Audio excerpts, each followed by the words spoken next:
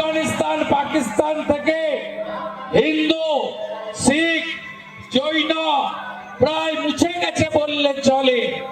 আমরা 1951-তে বাংলাতে হিন্দু ছিলাম 85%, আর যখন 27 সালে জনগণনা শুরু হবে 31-এ জনগণনার হিসাব আসবে, আপনি মিলিয়ে নেবেন। আপনাদের বন্ধু শুভেন্দু বলে গেল আমরা 65% হয়ে যাব, আর 40 সালের পরে আমরা সংখ্যালঘুতে পরিণত হব। যেমন মালদাতে মুর্শিদাবাদে আজকে হিন্দুরা বিপন্ন হয়েছে। ভাষার নামে, জাতের নামে, রাজনীতির নামে বিভক্ত হবেন না। বাটেঙ্গে তো কাটেঙ্গে, এক रहेंगे তো সেফ रहेंगे। তাই মা কালীর কাছে প্রার্থনা করুন, নারীর সম্মান, কন্যা সুরক্ষা আর সমস্ত হিন্দু বিরোধী শক্তিকে আমরা যাতে মায়ের আশীর্বাদ নিয়ে পরাস্ত করতে পারি।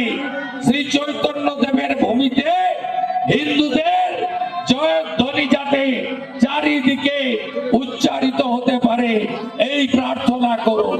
ঠিক কথাই বলেছেন অরিজিৎ ভাই। আমাদের রাজ্যে উত্তরপ্রদেশের মতো, আসামের মতো, মহারাষ্ট্রের মতো প্রকৃত রাষ্ট্রবাদী এবং হিন্দুত্ববাদী সরকার 26 সালে তৈরি করতে হবে।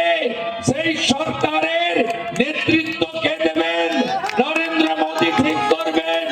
নিশ্চিতভাবে আমরা চাইব তিনি এসে এখানকার পূজা উদ্বোধন করুন।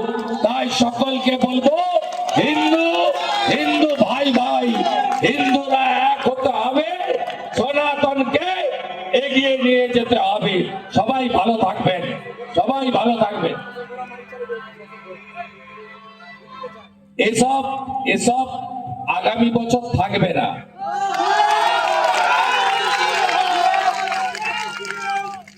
এইসব করে কোনো লাভ হবে না। ও তো দিদি নয় যে গানটা বাজাচ্ছে, ও তো খালা, মমতা খালা, মমতা খালা, মমতা খালা।